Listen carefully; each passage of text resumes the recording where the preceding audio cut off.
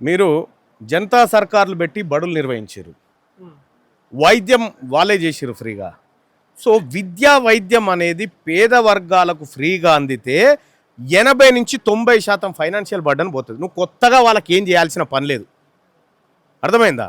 కాబట్టి మా ఎజెండా క్లియర్గా health and education first priority. ప్రతి మనిషి ఆరోగ్యంగా ఉండాలి, ప్రతి మనిషికి ఫ్రీగా కార్పొరేట్ లెవెల్లో హెల్త్ చెకప్స్ జరగాలి, ప్రతి పిల్లవాడికి ఇర్రెస్పెక్టివ్ ఆఫ్ క్యాస్ట్ ప్రతి పిల్లవాడికి ఉచిత నాణ్యమైన విద్య దొరకాలి.